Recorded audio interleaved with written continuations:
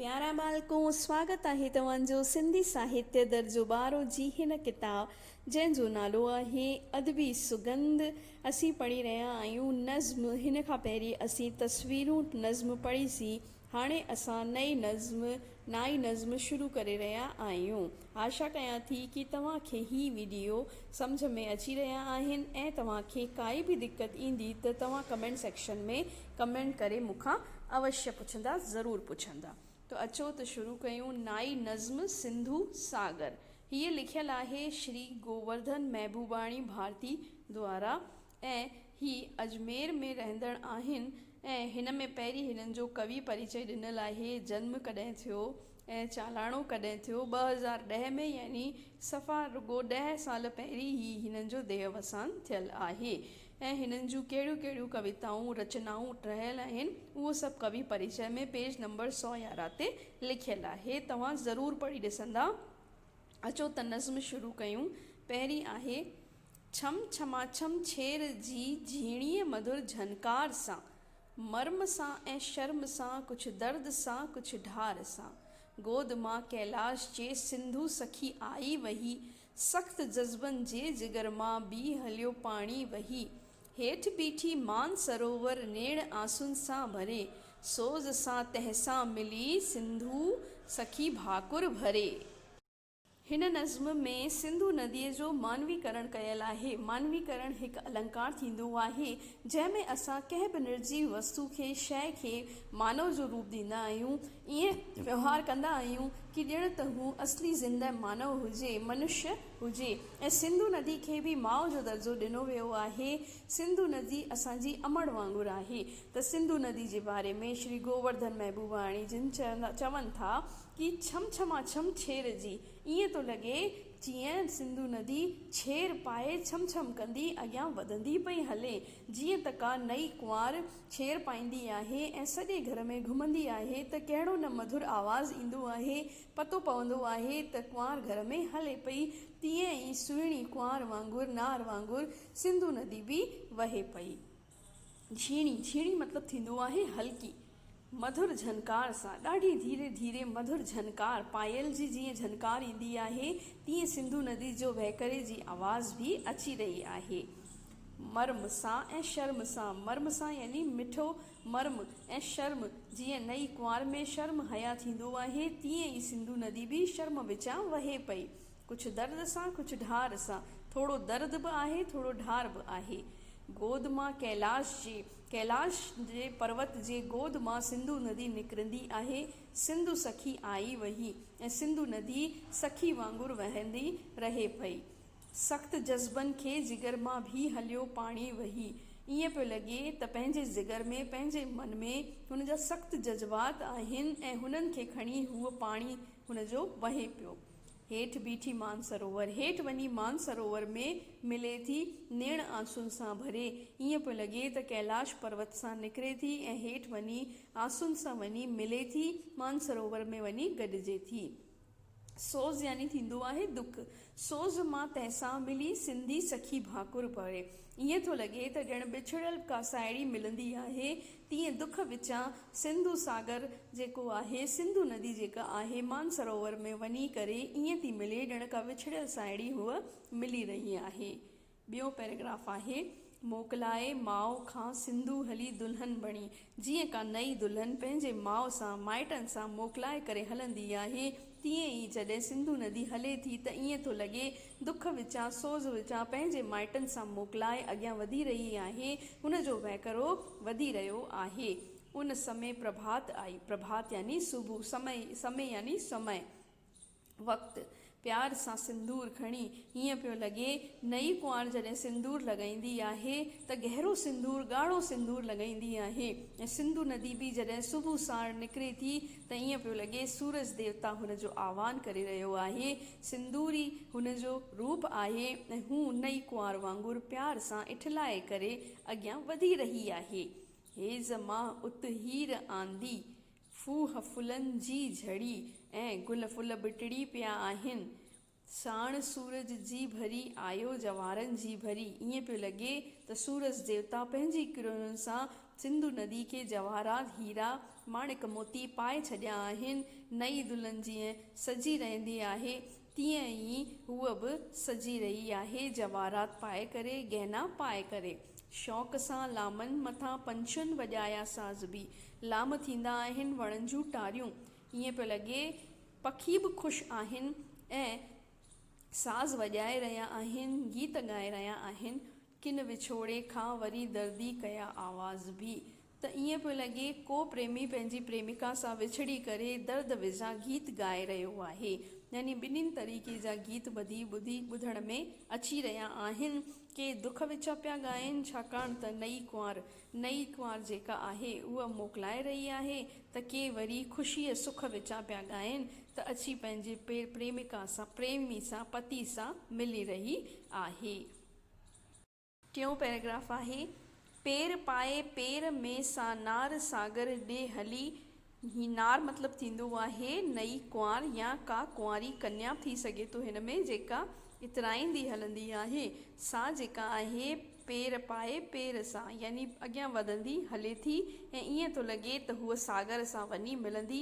यानी जीअं हिकु प्रेमिका पंहिंजे प्रेमी सां मिलण लाइ पूरो श्रृंगार कंदी आहे, इतराए अॻियां वधंदी आहे, तीअं ई सिंधु नदी सागर सां मिलण लाइ इतराए करे, श्रृंगार करे अॻियां वधी रही आहे ऐं कुदरत बि हुन जो साथ ॾेई रही आहे। राह में संझा संदसि हथड़नि मथां मेहंदी मली। ईअं हलंदे हलंदे संझा थी वई, शाम जो वक़्तु थी वियो ऐं ईअं लॻी रहियो आहे ॼण त संझा हुन खे मेहंदी हणी छॾी आहे, हथ ॻाढ़ा करे छॾिया आहिनि। रातड़ीअ बि चंड जी चींदी लॻायसि चाह सां। ईअं पियो लॻे त राति बि हुन जो श्रृंगार कयो आहे, हुन खे बिंदी लॻाई आहे। चंद्रमा ख़ुदि सिंधु नदी जो श्रृंगार करण लाइ तयारु आहे। चाह मंझां प्यार मंझां हार तारनि जा वठी सिंधु हली उत्साह सां ऐं तारनि जो हार पाए करे सिंधु नदी उत्साह सां अॻियां वधंदी पई हले। त हिन में बालको जीअं का नारी श्रृंगार कंदी आहे, का भार्या पंहिंजे पतीअ लाइ श्रृंगार कंदी आहे, हार पाईंदी आहे, सिंदूर लॻाईंदी आहे, तिलक लॻाईंदी आहे, तीअं ई सिंधु नदी जे बारे में बि ॿुधायो वियो आहे कि चंद्रमा, सूरज, संझा सभु हुन जो श्रृंगार करण लाइ तयारु आहिनि ऐं हू श्रृंगार करे सिंधु नदी पंहिंजे प्रेमी यानी सागर सां मिलण लाइ तयारु थी अॻियां वधी रही आहे। जीअं का कुम्हारी, का कन्या पंहिंजे प्रेमी लाइ उत्साह सां अॻियां वधंदी हलंदी आहे। प्रेम जो रस्तो अणांगो, अणांगो मतिलबु थींदो आहे ॾुखियो। प्रेम जो जेको मार्ग थींदो आहे, रस्तो थींदो आहे, ॾुखियो थींदो आहे। मुहिब जी मंज़िल परे ऐं महबूब जी मंज़िल ॾाढे परे थींदी आहे। रस्तो बि अणांगो आहे, मंज़िल बि परे आहे, यानी ॾाढियूं ॾुखियाऊं ॾिसी करे, ॾुख ॾिसी करे ही हिकु प्रेमिका पंहिंजे प्रेमी सां मिली सघंदी आहे। हूअ मगर हलंदी रही बसि ध्यानु प्रीतम जो धरे, पर हूअ त रुगो अॻियां वधंदी रही। हुन जे मन में त हिकिड़ो ई ध्यानु हो कि मूंखे मुंहिंजे प्रीतम सां मिलणो आहे, प्रेमी सां मिलणो आहे। चौथों आहे मुहिब जे दर्स जी, दर्स मतिलबु दर्शन जी, यानी कि हिकु प्रेमिका खे त हिकिड़ी ई प्यास आहे, सा आहे महबूब जे दर्शन जी। जिन जे अखियुनि खे प्यास केवल हिकिड़ी प्यास आहे कि मां मुंहिंजे महबूब सां वञी मिलां। आस प्रीतम जी रुगो जिन जे दिलनि जी आस आ, ऐं हुन जे मन में केवल हिकिड़ी ई आशा आहे, जेका दिलनि में आशा महबूब जे ऐं प्रेमी जे रहंदी आहे कि असां हिक ॿिए सां मिलियूं। जीअं हिकु प्रेमिका पंहिंजे प्रीतम सां मिलण जी आशा रखंदी आहे, रस्ते जा कंडा हुनखे न ॾिसण ईंदा आहिनि, सभु मुश्किलूं रुकावटूं ॾिसी करे बि हूअ पंहिंजे पति, पंहिंजे प्रेमी सां वञी मिलंदी आहे। तीअं सिंधु नदी खे बि केरु नथो रोके सघे। राह में मुश्किलातूं, कंडा अचनि था, अड़चनूं अचनि थियूं, पर सभिनी खे पार कंदी कंदी सिंधु नदी हली पंहिंजे प्रेमी यानी सागर सां वञी करे मिले थी। हिन खां पोइ अॻिलो पेज आहे दिल नशे में नीह जे तिंजे वञे जी थी तार थी। जॾहिं प्रेमिका खे प्रेमी सां मिलण वञिणो आहे त हूअ हिकिड़े अलॻि ई नशे में, अलॻि ई दुनिया में रहंदी आहे। प्रेम जो नीह जो नातो हुनजो आहे ऐं हुन प्रेम जे करे ई हूअ वञे थी मिलण लाइ पंहिंजे प्रेमी सां। बसि इझो हीअ ॾिस सखी प्रीतम न तोखां दूर आ। यानी कि हिकिड़ी सखी ॿियनि जी सखी खे सम्झाईंदे चवे थी कि ऐं सखी तो घणेई मुश्किलातूं ॾिसी करे हाणे बसि अची पहुती आई। ॾिस तुंहिंजो प्रीतम तोखां वधीक परियां न आहे। जल्द ई तोखे तुंहिंजे प्रीतम जो दीदार थींदो, तूं वञी मिलंदीअ ऐं तुंहिंजो प्रीतम तुंहिंजो प्रेमी तोखां वधीक परियां न आहे। हाय तुंहिंजे प्रेम में हिन जो बि हिरदो चूर आ। ऐं ॾिस सखी मां ॾिसी सघां थी त तुंहिंजे प्रेम में तुंहिंजो प्रेमी जो हाल बि ॾिस बुरो आहे। हू हिरदो चूर चूर थी चुको आहे। मिलण जी आस ई छॾे छॾियईं कि मुंहिंजी प्रेमिका मूंसां मिलंदी या न मिली सघंदी। यानी कि जीअं प्रेमी प्रेमिका हिक ॿिए सां मिलण लाइ, हिक ॿिए जो दीदार करण लाइ आशा रखंदा आहिनि ऐं घणेई मुश्किलातूं ॾिसी करे बि हिक ॿिए सां मिली ई वठंदा आहिनि, तीअं ई हिन में बि सिंधु नदी खे हिकु प्रेमिका जो रूप ॾिनो वियो आहे। प्रेमिका जे रूप में ॿुधायो वियो आहे कि सिंधु नदी घणेई मुश्किलातूं कंदी कंदी अची पंहिंजे प्रेमी सां, सागर सां अची मिले थी। ऐं जीअं हिकु प्रेमिका प्रेमी सां मिलण लाइ श्रृंगार कंदी आहे, पंहिंजो पाण खे सजाईंदी संवारींदी आहे ऐं हुन जे मुख ते अलॻि ई हिकु रौनक रहंदी आहे, तीअं सिंधु नदी जो श्रृंगार बि तारा, चंड, सूरज सभु करे रहिया आहिनि। पखी बि गीत ॻाए रहिया आहिनि त सिंधु नदी जो श्रृंगार करे रहिया आहिनि। 5 पैराग्राफ आहे, हा अड़े ही छा चरी।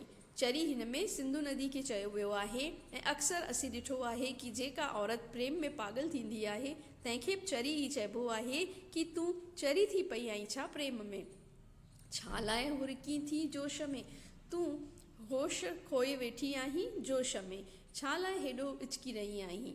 प्रेम में पागल थी कुझु शर्म कर अच होश में, तूं प्रेम में पागल थी पई आहीं छा, तोखे सही ग़लति जो ॼाण विसरी वई आहीं, कुझु शर्म त कर, होश में त अच, ॾे संभाले हल।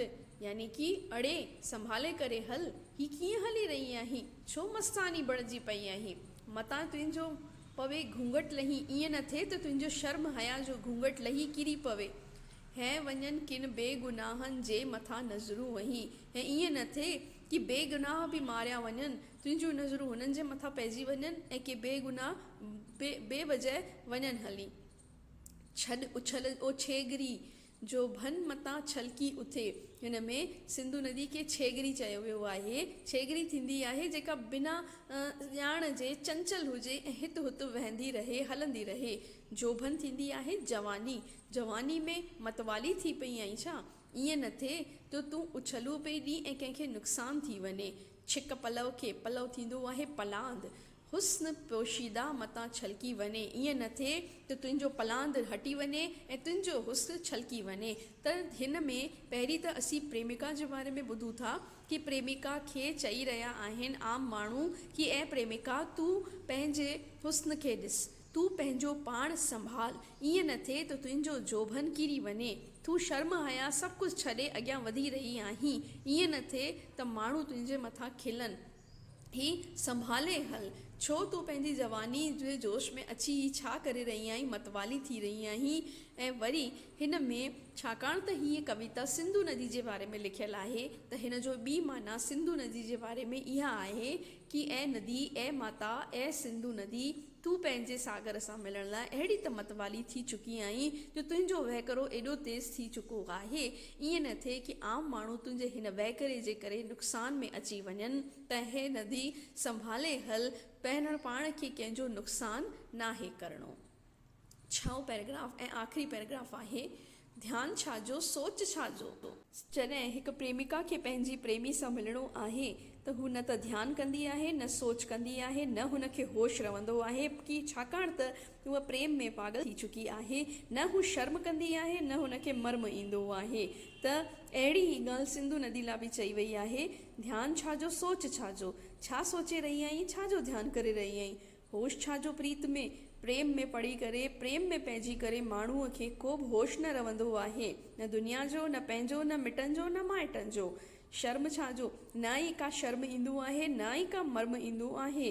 त पोइ सिंधु नदी जो बि इहो ई त हाल आहे। पोश छाजो प्रीत में, प्रीत में कुझु बि ध्यानु न रहंदो आहे।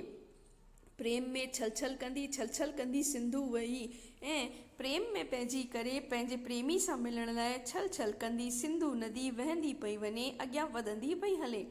पाण खोहे सा पिरीअ जे प्रेम चरणनि में पई पंहिंजो पाण खे पंहिंजे पिरी पंहिंजे प्रीतम जे प्यार में खोए करे चरणनि में वञी करे चरणनि में किरी पंहिंजे प्रीतम जे। सिक मतिलबु प्यार, सिक मंझा सागर उथारियो कुंवार खे भाकुर परे। ईअं पियो लॻे कि सागर बि जीअं प्रेमी वांगुरु उथी करे खड़ो थियो आहे ऐं पंहिंजी कुंवार खे पंहिंजी प्रेमिका खे भाकुर में भरे छॾियो आहे। प्रेम जे तासीर सिंधुअ खे छॾियो सागर करे ऐं प्रेम में मिली करे जीअं प्रेमी प्रेमिका ॿई हिकु ई थी वेंदा आहिनि, इहो हाल बि सिंधु नदी जो ऐं सागर जो थियो आहे।